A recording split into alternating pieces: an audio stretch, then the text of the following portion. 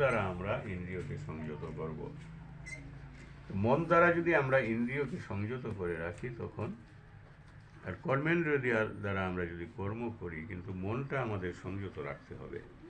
তাহলেই বলছে কর্মযোগাসক্ত বিশিষ্টতে, সে হচ্ছে বিশিষ্ট ব্যক্তি, অর্থাৎ মনের দ্বারা ইন্দ্রিয়গুলিকে সংযত করে রেখে অনাসক্তভাবে কর্মযোগের অনুষ্ঠান করেন, অর্থাৎ কর্ম করে যান, তিনি পূর্বোক্ত মিথ্যাচারী অপেক্ষা অনেক গুণে শ্রেষ্ঠ, অর্থাৎ মিথ্যাচারী অপেক্ষা সে শ্রেষ্ঠ।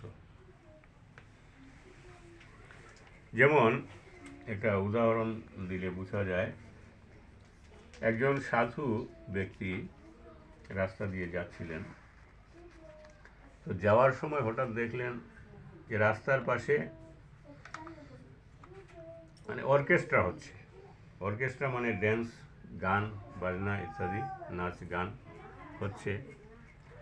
তো সেই সাধু সেটা দেখে দাঁড়িয়ে পড়েছে, দাঁড়িয়ে দেখছে একটা খুবই অতি সুন্দর একটি রমণী, একটি মহিলা, অর্থাৎ একটি স্ত্রী, অতি সুন্দর, খুবই সুন্দর, যাকে দেখলে আর চোখ ফেরানো যায় না, এরকম অতি সুন্দর একটি স্ত্রী, একটি রমণী এই স্টেজের মধ্যে গান গাইছে, ডান্স করছে, গান গাইছে, এবং গানেও এত সুন্দর তার গানের গলা যে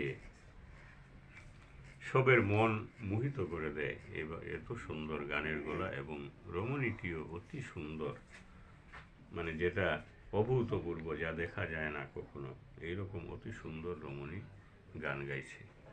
তো সেই সাধুটি দেখে দাঁড়িয়ে পড়েছে, সেই সাধুটিও আশ্চর্যান্বিত হয়ে সেই রমণীকে দেখছে, এবং গান শুনছে, তার ড্যান্সও দেখছে, রমণীকেও দেখছে।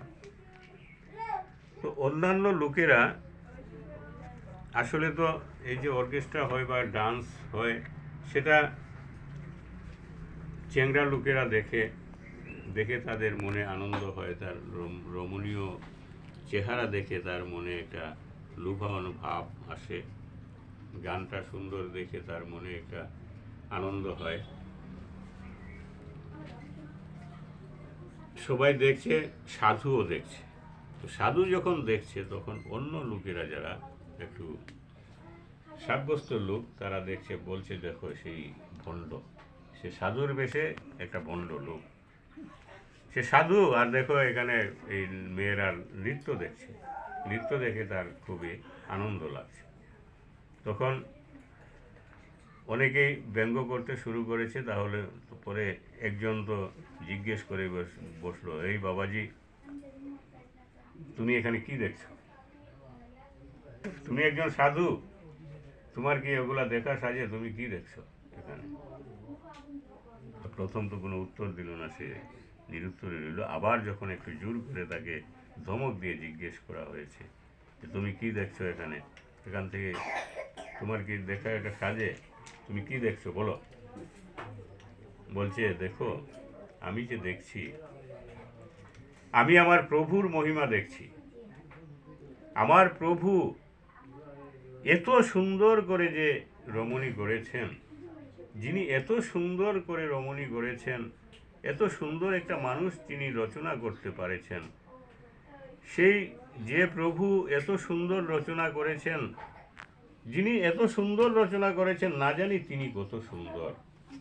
এই যে প্রভুর মহিমা, প্রভুর যে মূরতি, প্রভুর মূরতি না জানি কত সুন্দর, সেই মূরতিখানায় আমি মনে মনে অঙ্কন করছি। হে প্রভু, তুমি যদি এত সুন্দরভাবে সৃষ্টি করতে পেরেছো, তাহলে না জানি তুমি কত সুন্দর।